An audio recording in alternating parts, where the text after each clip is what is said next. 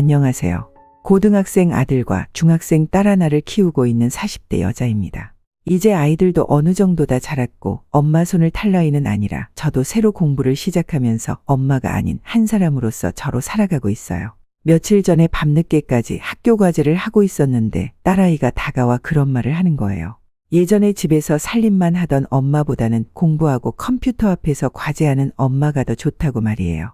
그 말을 듣는데 아이들이 자랑스럽게 여기는 엄마가 된 것 같아서 뿌듯하기도 하고 저 스스로도 새로운 삶을 사는 기분입니다. 인생 라디오 사연 시청 전에 구독, 좋아요, 알람 설정 먼저 부탁드리며 그럼 사연 바로 시작하겠습니다. 어렸을 때는 저도 대부분의 사람들처럼 살고 싶었어요. 20살에 대학 들어가 공부하고 졸업해서 취직하고 좋은 사람 만나서 결혼도 하고 그렇게 남들 사는 것처럼요.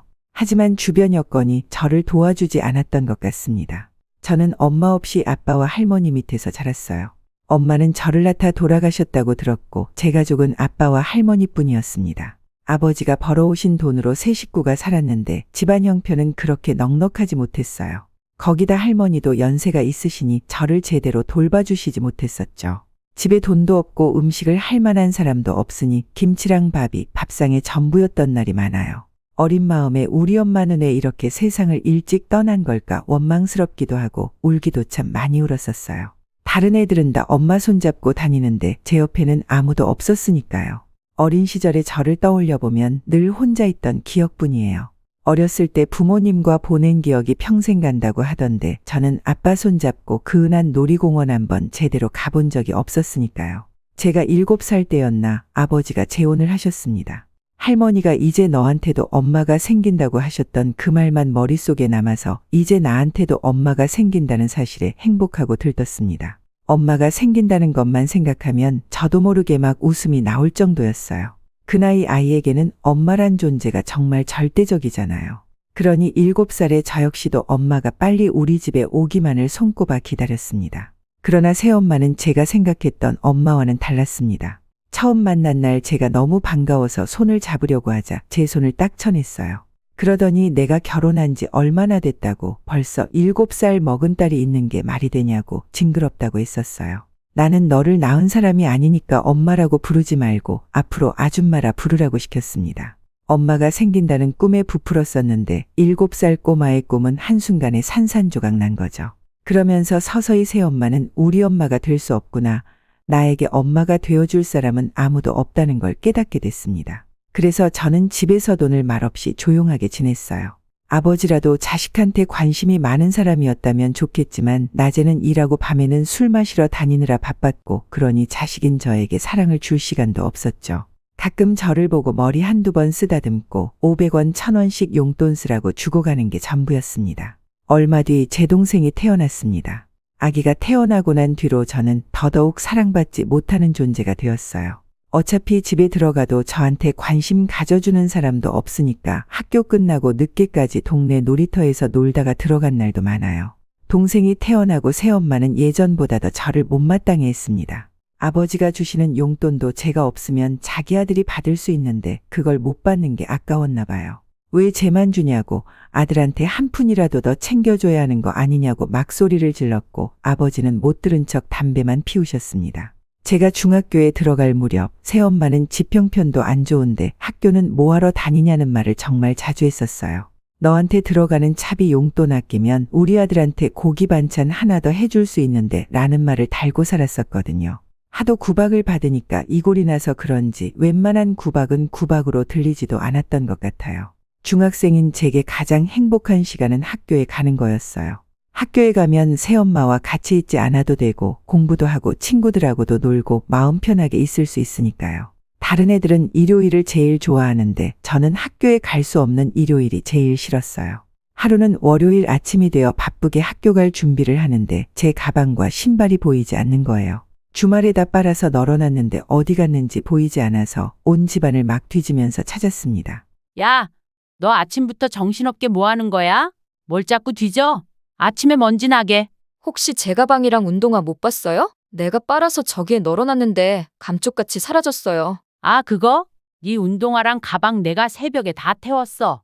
그러니까 너 찾을 생각하지 마. 태우다니요? 제 가방이랑 운동화를 왜 태워요? 제가 그거 얼마나 아끼는 건데 저한테 말도 없이 태우면 어떻게 해요? 야, 너 어차피 학교 다녀봐야 대학도 못 가? 우리 집 형편에 너 대학을 어떻게 보내니?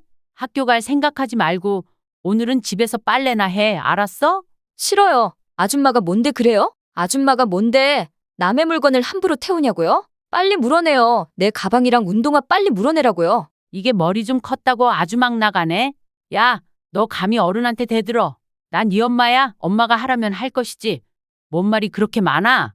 새엄마라는 여자의 말도 안 되는 행동에 분하기도 하고 너무 억울했었어요.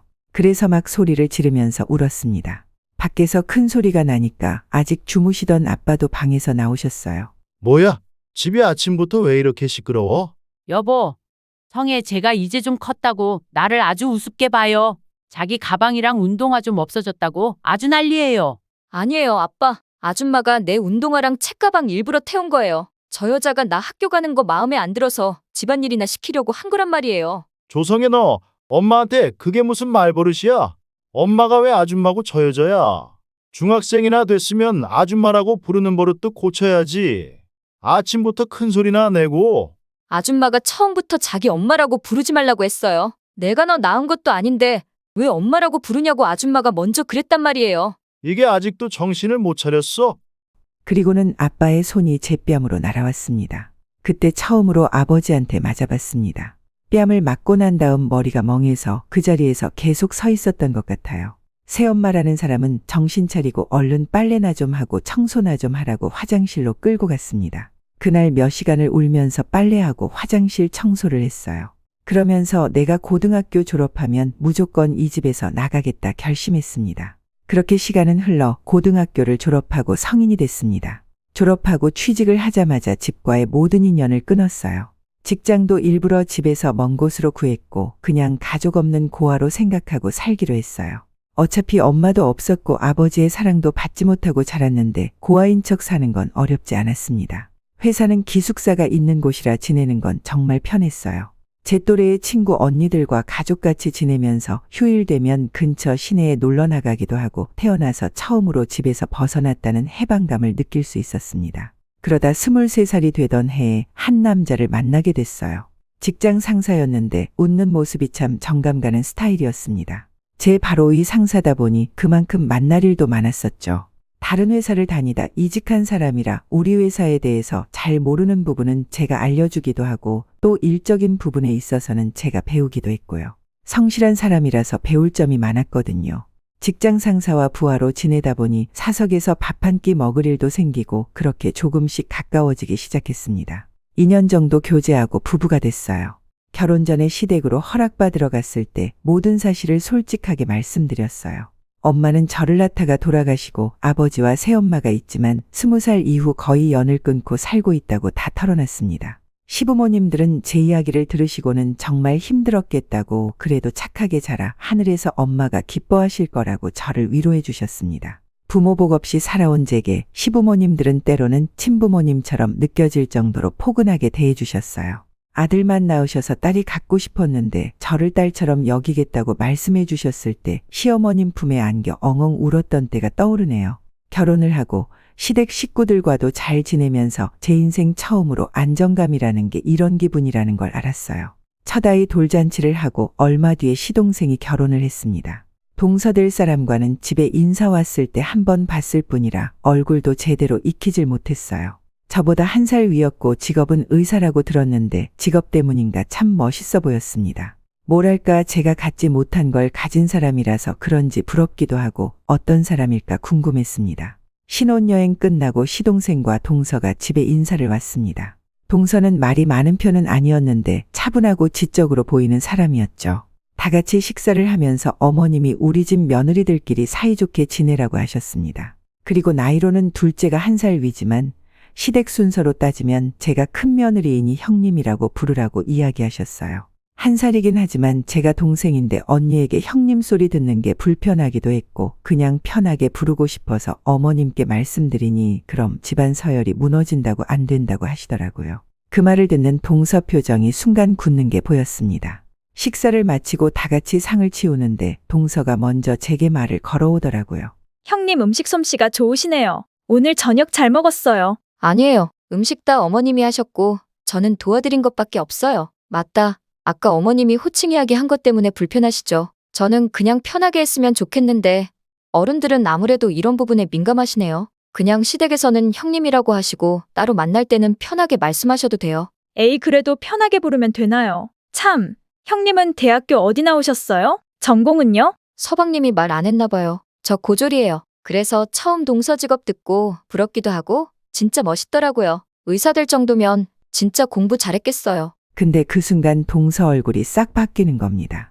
잠깐만, 지금 고졸이라고 했어요? 그럼 아예 대학도 못 들어간 거? 네, 대학 다닐 상황도 아니었고 그냥 일찍 돈 버는 게 낫겠다 싶어서 졸업하자마자 취직했어요. 참나, 내가 그럼 대학교 졸업장도 없는 애한테 형님이라고 불러야 돼?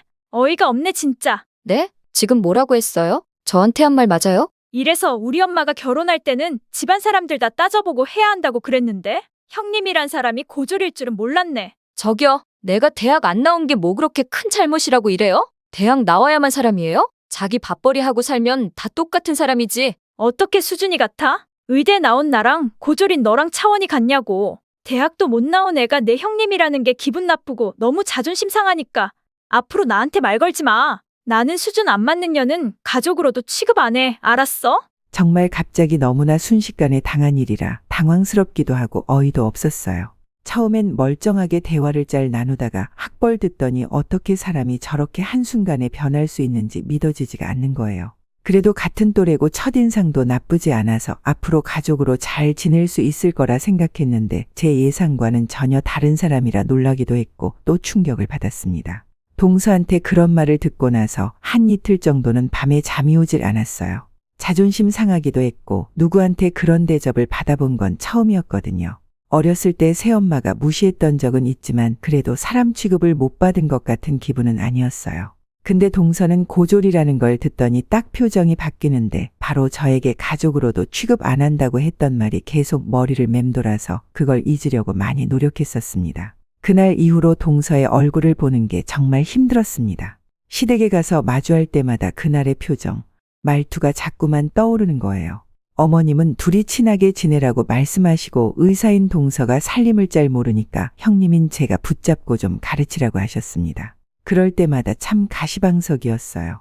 무슨 말을 해야 할지도 모르겠고 시어머님이 그런 말씀을 하시면 동서가 저를 위아래로 훑어보는데 그 눈빛을 견디는 것도 힘들었습니다. 정말 철저하게 저를 무시하고 있다는 걸 알 수 있었죠. 상황을 모르는 남편은 재수 씨 직업 때문에 다가가기 어려우면 따로 만날 자리라도 마련해 주겠다고 하는데 그걸 거절하느라 애 좀 먹었습니다. 솔직히 남편한테다 털어놓고 말하면 형제끼리 싸움 나는 건 순식간이잖아요. 그렇다고 언제까지 제가 참을 생각은 없었지만 일단 우리 식구가 된 지 얼마 안 된 사람이니 조금은 달라지지 않을까 싶어 기대를 했었던 것 같아요.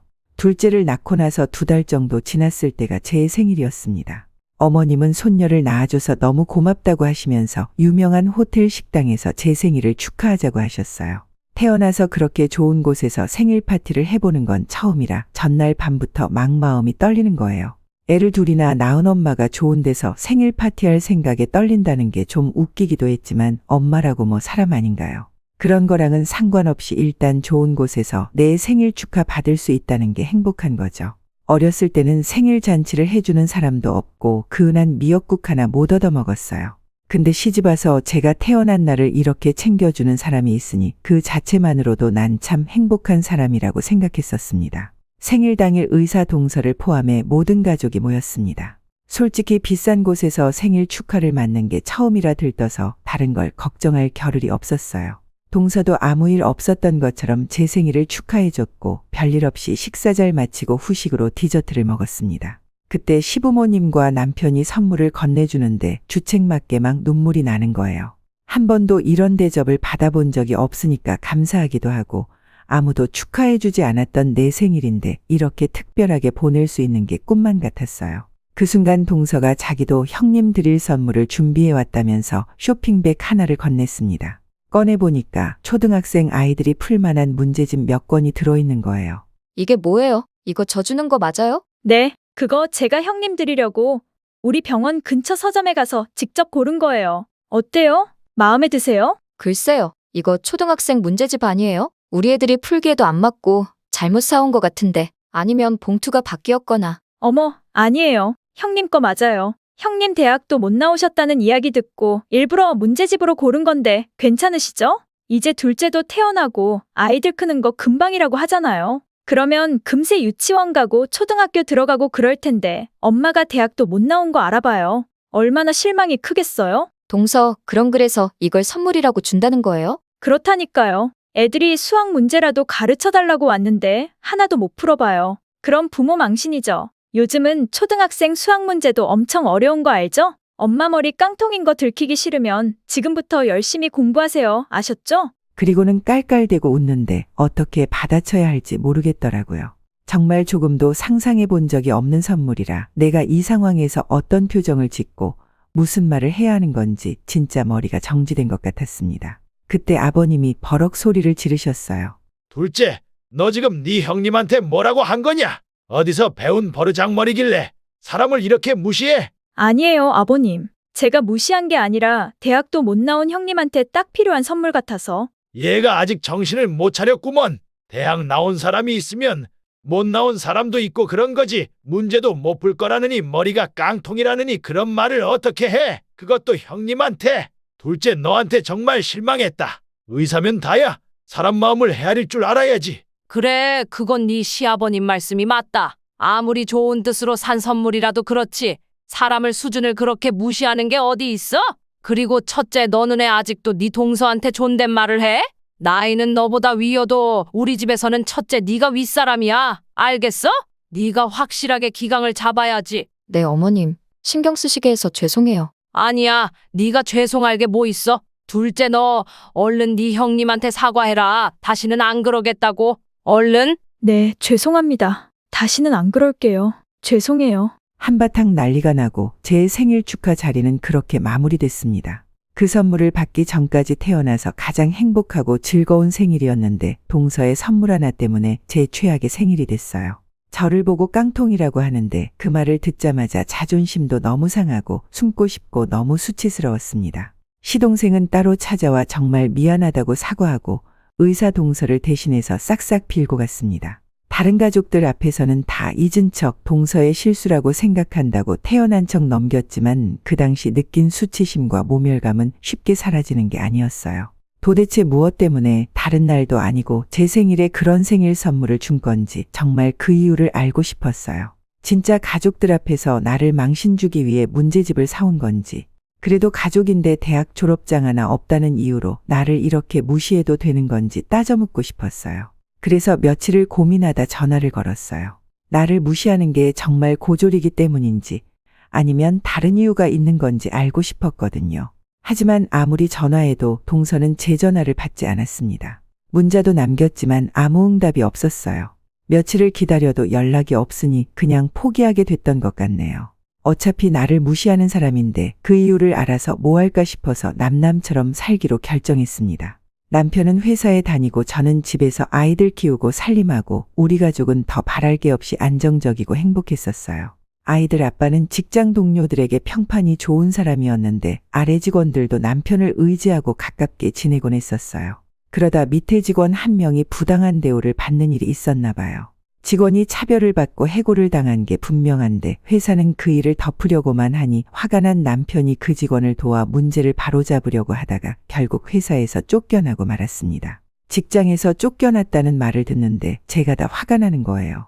그래도 잘못된 걸 고치려고 목소리 낸 사람을 이렇게 내보내는 회사가 야속하기도 하고 이럴 줄 알았으면 나서지 말 걸 그랬다고 우는 남편을 보는데 정말 속이 상하더라고요. 우리 신랑 제 남편이라서가 아니라 진짜 법 없이도 살 사람이거든요. 잘못한 거 하나 없는 사람이 차별받은 직원 편 좀 들었다고 회사에서 쫓겨나다니 제가 다 분했습니다. 남편은 한순간에 실업자 신세가 됐다고 저와 아이들을 볼 면목이 없다고 했어요.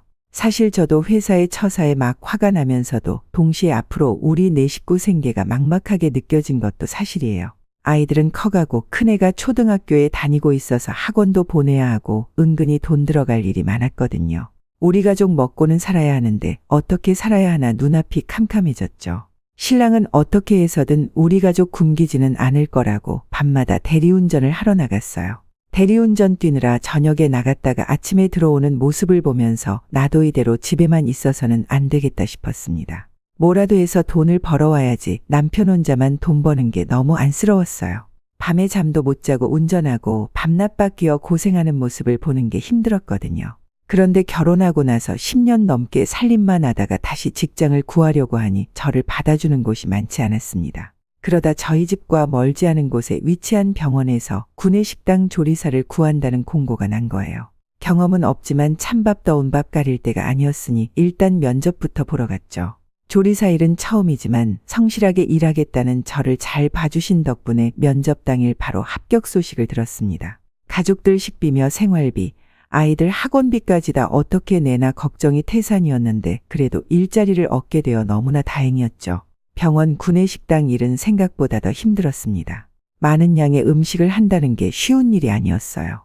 처음엔 그래도 내가 주부로 10년 넘게 살았는데 집에서 요리하는 거랑 비슷하지 않을까 했거든요. 근데 양이 많다 보니까 체력적으로도 더 힘들고 음식이 뿜어내는 뜨거운 열기까지 나오니까 그야말로 정신이 없었습니다. 몸은 힘들었지만 그래도 내가 직접 일을 해서 돈을 벌 수 있다는 게 뿌듯했어요. 그래도 같이 버니까 남편이 무리하지 않아도 되고 또 아이들 먹고 싶은 거 갖고 싶은 게 있을 때 엄마가 사줄 수 있으니까요. 그러니 체력적으로는 좀 힘든 일이어도 할만했어요. 하루는 식당에서 배식을 해주는데 누가 식판을 들고 제 앞에 가만히 서 있는 겁니다. 움직이질 않길래 제가 반찬을 안 줬나 싶어봤는데 그것도 아니었어요. 무슨 일인가 싶어 식판을 들고 있는 사람을 보는데 그곳에서 전혀 예상하지 못한 사람의 얼굴을 마주했습니다. 바로 동서였어요. 뭐야, 나랑은 마주치지도 않고 얼마나 잘 사나 했더니 병원에서 이 짓 하고 있었어? 함부로 말하지 마. 여기 내 직장이야. 내가 뭘 어쨌다고 이렇게 화를 내? 뭐 하고 사나 좀 궁금했는데 수준에 딱 맞는 일 하고 있었네? 상관하지 말고 밥 먹으러 왔으면 밥이나 먹고 가. 뭐야? 못 보던 사이 왜 이렇게 무서워졌어? 예전에는 의사 동서한테 꼬박꼬박 존댓말 하더니 이제는 말도 놓네? 참, 나는 오늘부터 이 병원에서 일해. 구내식당 아줌마랑 형님 동서 사이라고 하면 쪽팔리니까 앞으로 조용히 살아. 아님 확 잘라버린다? 세상에서 제일 마주치고 싶지 않은 얼굴을 그것도 직장에서 만나는 건지 동서를 만난 뒤로 그날은 일이 손에 잡히질 않더군요. 그냥 지금이라도 그만두고 다른 일자리를 알아볼까 고민도 했었습니다. 저한테 동서라는 사람은 다시는 만나고 싶지 않고 얽히고 싶지 않은 존재였으니까요. 그렇지만 동서 때문에 지금 잘 다니고 있는 직장을 포기하고 싶지는 않았습니다. 저를 무시하고 싫어하는 사람 때문에 제가 손해를 본다는 게 너무 바보처럼 느껴졌거든요. 게다가 동서 문제로 포기하기에는 너무 아까운 회사였어요. 급여도 다른 곳보다 괜찮은 편이었고 사람들이 정말 좋은 편이었습니다. 같이 일하는 분들도 그랬지만 병원 원장님 인품이 너무 좋으시고 의사들만이 아니라 식당 조리원들한테도 정말 인간적으로 대해주시는 분이셨어요. 이렇게 여러 조건이 다 마음에 드는데 왜 내가 그만둬야 하나라는 생각이 들어 그냥 그만두지 않고 다니기로 했습니다. 어차피 남남과도 같은 사이인데 내가 동서를 겁낼 필요가 없으니까요. 식당에서 마주치고 난 그날 이후로 매일 얼굴을 보는 일은 없었습니다. 점심을 외부에서 자주 먹는 모양인지 한 달에 2~3번 마주치는 게 전부였어요. 얼굴 보면 편하진 않았지만 서로 모르는 사람인 척하니 크게 불편한 건 없었습니다. 거기다 점심시간 식당에 사람이 몰릴 때는 워낙 정신이 없으니까 동서 보고 기분 나쁜 것보다 식당 바쁜 게 우선이더라고요. 진짜 식사 시간이 전쟁처럼 느껴져서 11시 넘는 시간부터 일하고 나면 몇 시간이 금방 지나 있곤 했었어요. 살림할 때보다 몸은 힘들었지만 그래도 내 몸으로 직접 일하면서 돈을 번다는 보람이 체력적으로 힘든 걸 다 잊게 만드는 것 같았어요. 젊어서 고생은 사서도 한다는데 우리 가족 위해서 이 정도는 해보자고 힘을 냈죠. 바쁜 점심시간이 끝나면 우리도 좀 숨 돌릴 틈이 생기는데 그때가 진짜 소중한 시간이었어요. 우리가 흔히 꿀 같은 휴식이라고 하잖아요. 그 말이 딱 맞을 정도로 밖에 나와서 커피라도 한잔 하면서 쉬면 다시 일할 힘이 생기곤 했었습니다. 그날도 커피 한 잔 마시면서 벤치에서 쉬고 있는데 병원 원장님이 오셨어요. 선생님, 쉬는 시간이세요? 오늘도 식당 많이 바쁘셨죠? 고생하셨어요. 아니에요, 원장님. 고생은요. 일하느라 힘들지는 않으세요? 보통 이건 나이 드신 분들이 많이 하시는 일이라 젊은 분이 하시기 힘들 텐데. 사실 젊은 조리원이 오셔서 저는 금방 그만두실 줄 알았어요. 솔직히 말씀드리면 일은 좀 힘들긴 한데 그래도 이 정도 힘 안 들고 돈 벌 수 있나요? 주위 분들도 다 잘해주시고 그리고 원장님도 조리원들한테 대우 잘해주시잖아요. 그러니까 일할 맛 나는 것 같아요. 감사합니다, 원장님. 내가 더 감사하죠. 매끼 밥 차린다는 게 얼마나 힘든 일인데요. 가족들 밥상 차리는 것도 힘든데 수백 명 먹을 음식을 해야 하는 일이 얼마나 수고스럽겠어요. 늘 맛있는 음식 먹으니 내가 고마운 일이에요. 원장님도 집에서 식사 준비하고 그러세요? 뭔가 이렇게 큰 병원 원장님이셔서 그런가 요리 같은 건 안 하실 것 같아서요. 나 싱글이에요. 집에서 일하시는 아주머니가 있어서 내가 직접 요리하지는 않지만 그래도 음식 만들고 설거지하는 게 보통 일은 아니지요. 나도 그 정도는 안답니다. 죄송합니다, 원장님. 제가 너무 사적인 질문을 드렸나 봐요. 아니에요. 순수한 궁금증이었는데 그럴 수도 있죠. 그럼 잘 쉬었다가 들어가세요.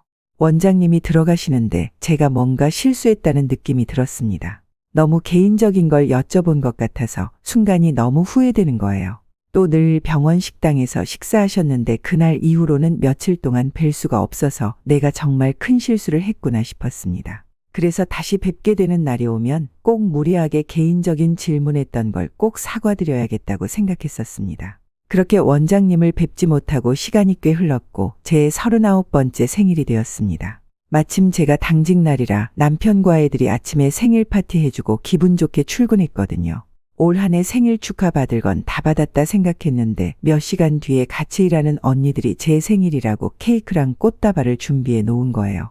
원래 같이 일하는 사람들끼리 사이가 좋아서 생일을 챙겨주곤 한다는데 제 생일도 챙겨줄 거라고는 생각도 못했거든요. 가족 아닌 다른 사람들에게 생일 축하받는 게 정말 오랜만이라서 저도 모르게 눈물이 좀 났던 것 같아요. 때마침 식당에 오셨던 원장님도 제 생일인 걸 알고 축하해 주셨고요.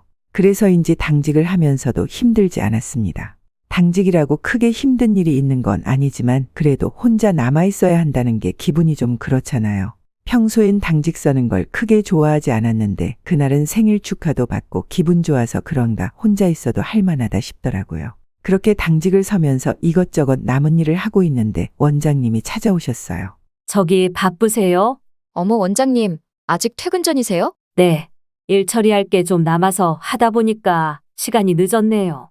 오늘 생일이신데 당직이셔서 어떻게 해요? 가족들이랑 보내야 하는 거 아니에요? 괜찮습니다. 애들이랑 남편이랑 축하해줘서 아침에 생일 축하 받고 나왔어요. 그나저나 시간 늦었는데 저녁은 드셨어요? 제가 라면이라도 끓여드릴 테니까 밤참으로 드세요. 원장님 드릴 라면은 훨씬 더 정성스럽게 끓였어요. 모든 직원들을 다 따뜻하고 평등하게 대해주는 분이셔서 그런지 몰라도 왠지 원장님은 정감이 갔었거든요. 원장님, 라면 드세요. 입맛에 맞으셨으면 좋겠네요. 보기만 해도 맛있겠어요. 잘 먹을게요. 참, 그리고 오늘 생일 축하해요. 내가 준비한 건데 마음에 들지 모르겠네. 그러면서 작은 쇼핑백을 하나 건네주셨는데 그 안에는 예쁜 머리핀이 들어있었습니다. 이렇게 예쁜 머리핀은 처음 받아보는 거라서 기쁘기도 하고 그냥 생일 축하만 해주셔도 되는데 선물까지 직접 챙겨주시는 모습에 감동받았어요. 원장님, 저 이렇게 예쁜 머리핀은 처음 받아봐요. 이렇게 직접 선물까지 준비해주시고 감사드려요. 그리고 그날은 정말 죄송했어요. 제가 너무 개인적인 질문을 해서 기분 나쁘셨죠? 불쾌하게 해드려서 죄송했습니다. 아니에요. 뭐 숨기는 일도 아니고 괜찮아요. 나는 괜찮으니까 신경 쓰지 마요. 그나저나 참 좋은 계절에 태어났어요. 봄에 태어나는 게 얼마나 축복인데. 어머님한테 낳아주셔서 감사하다고 연락은 드렸어요. 엄마 질문을 하시는데 순간적으로 말문이 막혔습니다. 정말 오랜만에 엄마라는 존재가 생각난 거였거든요. 엄마 돌아가셨다고 솔직히 말해야 할까 고민하다 전화타가 돌아가셨고 엄마 없이 자랐다고 다 털어놨습니다. 늘 웃는 얼굴로 대해주셔서인지 원장님 앞에서는 이런저런 얘기를 다 하게 되더라고요. 가만히 듣고 계시던 원장님은 자신에게도 오늘이 특별한 날이라고 하셨습니다. 사실 오늘이 내 아이 생일이에요. 조리원님이랑 동갑이고 같은 날 태어났어요. 내가 아이를 낳고 나서 바로 정신을 잃고 몸이 위독해져서 며칠 깨어나지 못했었대요. 근데 그 사이에 아이가 세상을 떠났어요. 나는 내 자식 한 번도 내 품에 품어보지도 못했어요. 그러면서 서럽게 우시는데 제 마음이 다 아프더라고요. 저도 아이를 둘이나 키우는 엄마라 원장님이 느끼셨을 그 슬픔이 그대로 전해지는 것 같았습니다. 내 배 아파 낳은 내 자식인데 제대로 사랑해주지도 못하고 떠나보냈으니 그 심정이 오죽하셨겠어요. 의식이 되돌아왔을 땐 아이 장례식까지 다 끝난 터라 한 번 볼 수도 없었다고 하셨습니다. 이 정도 규모의 병원 원장님에다 의사 선생님이면 힘든 일 하나 없이 곱게만 살아오셨을 것 같은데 그렇게 가슴 아픈 사연이 있는 줄은 몰랐어요. 그날 원장님과 서로 살아온 이야기를 나눴어요. 새엄마 손에 구박받고 자란 게 자랑은 아니라 저도 제 어린 시절 이야기를 잘 꺼내지는 않아요. 근데 그날은 정말 신기하게 술술 나오는 것 같았습니다. 사랑받지 못했던 유년 시절의 기억, 당시 제가 살았던 동네, 택시기사였던 아버지에 대해서도 다 이야기하게 됐습니다. 그런데 제가 태어났을 때부터 살았던 동네와 아버지 이야기를 하는데 원장님 표정이 묘하게 굳어지시는 거예요. 갑자기 얼굴빛도 사색이 되시기에 괜찮으시냐 물어봤더니 라면 잘 먹었다면서 갑자기 밖으로 뛰쳐나가셨습니다. 서로 살아온 시간 털어놓고 잘 대화하고 있다고 생각했는데 급하게 나가시니까 혹시나 내가 뭐 실수한 건 아닌지 해서는 안 될 말을 한 건가 싶어서 마음이 계속 찝찝했어요. 그리고 그 뒤로 한동안은 식당에도 나타나지 않으셨습니다. 원장님이 식당에 오지 않으시는 것도 나 때문인가 라는 생각이 들어서 몇 번 원장실에 갔던 적이 있습니다. 뵙고 혹시 그날 불쾌한 일이 있었다면 진심으로 사과드리고 싶다고 했었는데 그날은 몸이 갑자기 안 좋아져 일어난 거라고 괜찮다는 말만 직원을 통해서 전해오셨습니다. 직접 얼굴 뵙고 이야기해 주셔도 되는데 직원을 통해 전해 주신다는 게 조금 섭섭하기도 했지만 어떻게 보면 이게 맞는 거다 싶었어요. 저야 병원 구내식당 조리원일 뿐이지만 원장님은 큰 병원을 이끄는 분이시잖아요. 오히려 내가 너무 주제 넘었던 것 같아서 행동을 조심하게 됐습니다. 언제부턴가 동서가 부쩍 구내식당에 와서 밥 먹는 일이 많아졌습니다. 거의 점심시간 끝나갈 때쯤에 혼자 와서 밥을 먹고 갔는데 제가 일하면서 다른 동료들과 이야기하고 가깝게 지내는 걸 항상 마땅치 않은 표정으로 바라봤습니다. 뭔가 시비를 걸고 싶어 하는 게 저한테 느껴질 정도였어요. 그럴 때마다 똥이 더러워서 피하지 무서워서 피하냐는 심정으로 눈길도 주지 않고 일했습니다. 하루는 식판 퇴식구를 정리하고 있는데 동서가 다가오더니 고갯짓을 까딱까딱 하는 거예요. 딱 봐도 본인 식판 제가 치우라는 거였죠. 일단 무심코 다 먹은 식판을 받아들긴 했는데 은근히 기분이 나쁘더라고요. 여기서 몇 년을 일하면서도 한 번도 조리원에게 식판을 치우라는 분은 없었어요. 원장님도 자신이 드신 건 직접 정리하셨거든요. 먹다 남은 식판을 치우면서 제 마지막 남은 인내심이 터진 것 같았습니다. 그래서 식당을 나가려는 동서를 불러 세웠죠. 동서, 여기 동서가 먹은 식판 대신 치워주는 사람은 없어. 이번은 내가 해주지만 다음부터는 직접 해. 그리고 다 먹지도 못할 음식을 왜 이렇게 많이 담았어? 이거 버리면 다 쓰레기 되는 거 몰라? 앞으로는 적당히 먹을 만큼만 퍼. 야, 너 지금 나한테 그런 거야?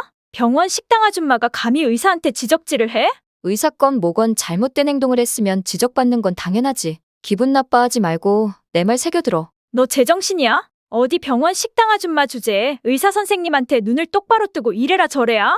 니깎게 뭔데? 니가 뭔데? 나? 내가 누군지 몰라? 나 그쪽 형님이잖아. 알면서 뭘 물어? 이거 진짜 미쳤네. 식당에서 밥이나 퍼주는 일하면서 동서한테 큰 소리는 치고 싶은가 봐? 야, 너 잘 들어. 너는 내가 지금 당장이라도 너 잘라버릴 수 있어. 이게 감히 어디서 잘난 척이야. 대꾸해주고 싶지도 않아 돌아서려는데 동서가 제 어깨를 잡더니 악을 쓰고 앞에 있는 수저를 던지기까지 하는 거예요.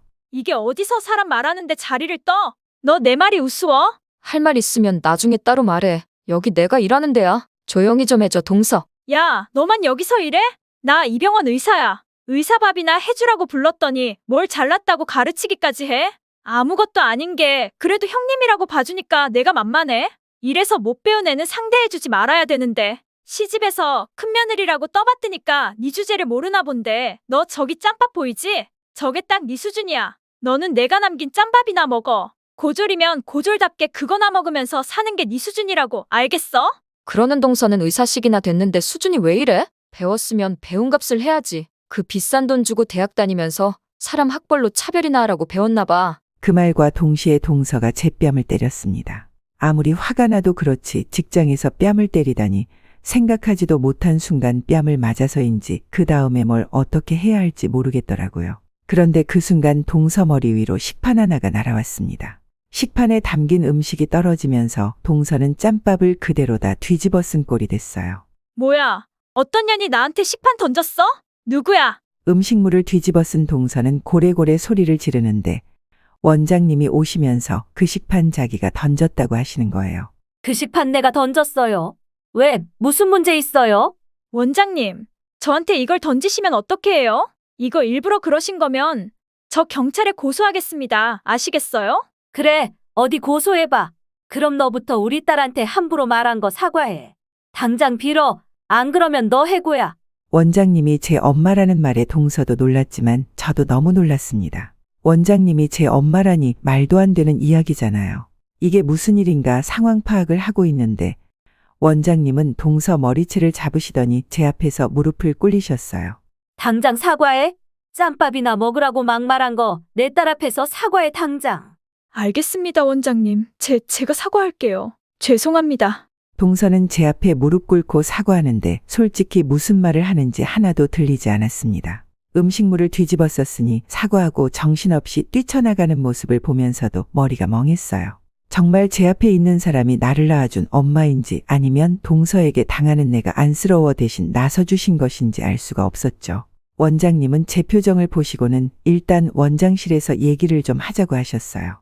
저도 이 상황이 도대체 뭔지 이야기를 듣고 싶었기에 바로 원장님을 따라 올라갔습니다. 안내해 주신 자리에 앉았는데 무슨 말부터 물어봐야 하는 건지 모르겠고 정말 원장님이 우리 엄마가 맞나 싶어서 가슴이 막 뛰는 거예요. 아까는 많이 놀랐죠? 내가 갑자기 나타나서 엄마라고 하고 미리 말을 했어야 하는데 나도 어젯밤에나 모든 사실을 알았어요.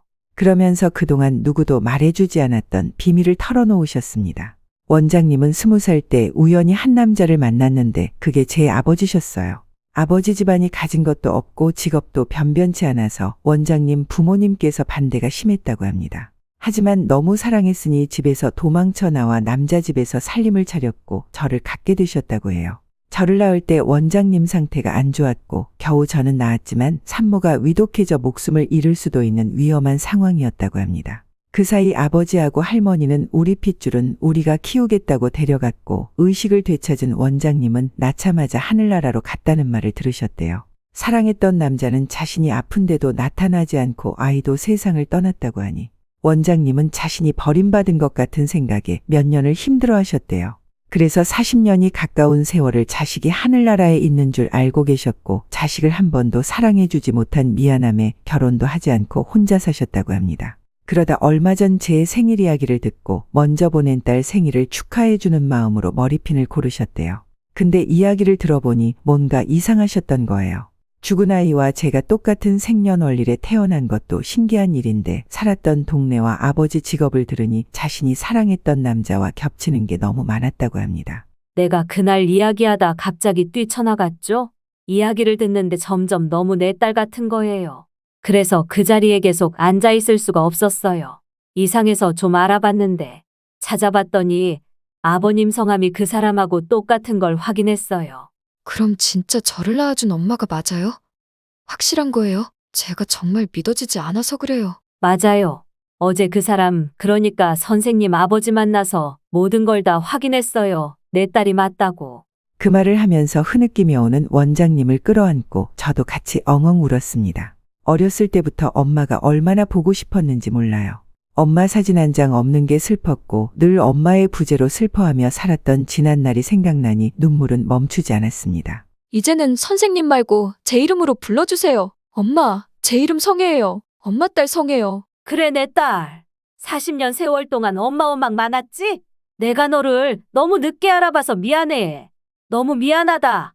그렇게 엄마를 끌어안고 눈물로 긴 세월의 회포를 풀었습니다. 솔직히 우리 엄마가 살아있다는 게 그리고 원장님이 우리 엄마라는 게 믿어지지 않았어요. 엄마라서 핏줄이라서 원장님만 보면 그렇게 마음이 편안하고 남들에게는 못하는 이야기도 다 할 수 있었나 봅니다. 겨우 진정하고 식당으로 돌아가니 엄마와 제 이야기가 알려지면서 병원이 한바탕 난리가 났더라고요. 같이 일하시는 동료분들도 우리 모녀의 사연을 듣고 우는 통에 금세 눈물바다가 됐습니다. 그리고 엄마 병원에서 일하시는 의사 수십 명이 저를 찾아와 막 인사를 하는 거예요. 원장님이 정말 좋은 분이셔서 이렇게 따님도 만나는 거라고 저한테도 잘 부탁한다고 머리를 조아리며 인사하는데 적응도 되지 않고 어색해 혼났습니다. 엄마를 만났다는 소식을 듣고 남편과 아이들은 물론 시댁 식구들까지 진심으로 축하해줬습니다. 제가 병원장 딸이라는 걸 알게 된 동서는 태도가 180도 바뀌었어요. 순식간에 처지가 역전된 동서는 병원도 그만뒀습니다. 말은 그만둔 거였지만 알고 보면 거의 쫓겨난 거나 다름없었어요.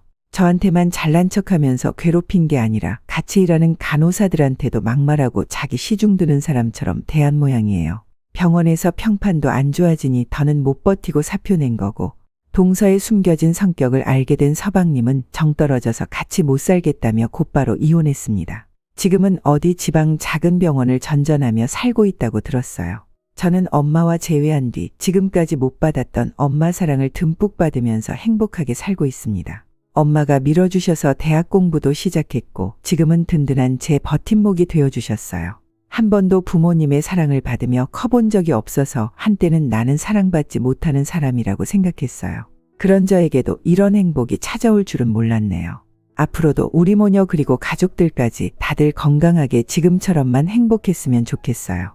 제 살아온 이야기 끝까지 들어주셔서 정말 감사드려요. 제 사연 들으신 분들도 늘 건강하고 행복하시길 바랍니다. 오늘의 인생라디오 사연글에 여러분의 소중한 댓글 참여 기다리면서 구독, 좋아요, 알람 설정해 주시면 매일 새로운 사연으로 만나실 수 있습니다. 늘 건강하시고 행복하세요. 감사합니다.